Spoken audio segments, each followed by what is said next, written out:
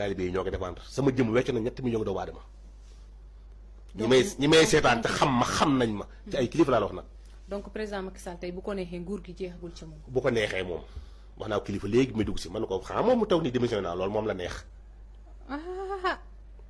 te képp ku jóg ngir andi aw ay ci moom doo ko fekkee.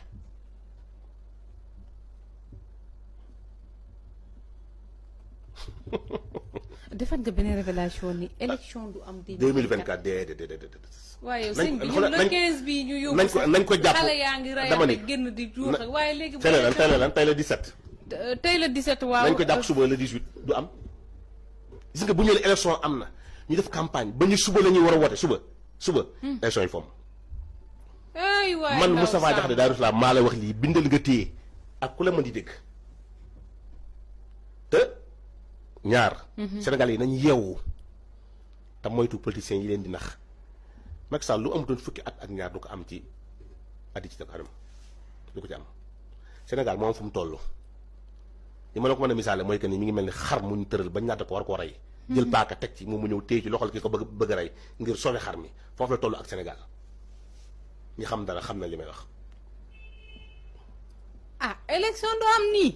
dama la sëñ Moustapha nag li ngay wax nag du am jàpp ci li mënuma bëgg nañ élection am ndax ñu jàll ci leneen. non élection mën naa am 2024 la du am 2024 laa la wax élection du fi am bu ñu ñëwoon suba la ñuy wootee élection yi du am nañ jàpp date. ak conseil constitutionnel li ñu kase décision bi nii ñu ne nañ jël benn date ci. jàpp ñu woon date la 25. jàpp nañ.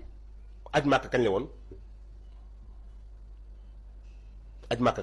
avant le 25 yàgg na de. non yàgg na daaw la woon. waaw toog naa ak benn maire fii ci Ndakaaru benn maire ma wax ko ne ko mun na lañ toog maam wax naa la ko ma ne ko élection du am 2024.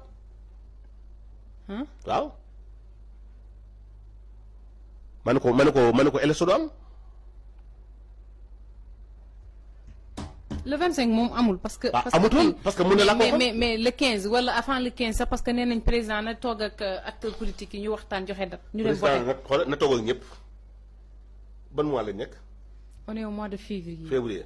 na jàpp le 3 mars du am nag président jàpp ba njëbbu yëpp matériel yëpp du am.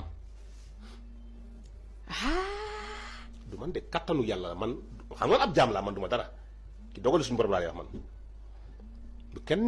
bu kenn jox benn maqaama benn dara def ay révélation yu doy ab donga laa bu ne ci daara ji di ijjantu waaye nag suñu borom moom xamal na doomu aadama yëpp kenn ku nekk yow sax xam na suñu borom lu mu la xamal man li ma xam laa wax man li ma xam élection du am 2024. décembre bii di ñëw nii. waaye nay le 3 mars bu ñu ko jàppoon bi ko président woowoon gars yi jàpp ko le 3 mars du am dina am lu ko gàllankoor du am. Macky mooy bëgg a bàyyi ci tombal boppam bàyyi wala 2024 jàll mu organiser ay élection man toog naa sama benn waaye sax man ko na fi nekk 24 mois ba teg Sénégal ci yoon doo ko dem yoonam.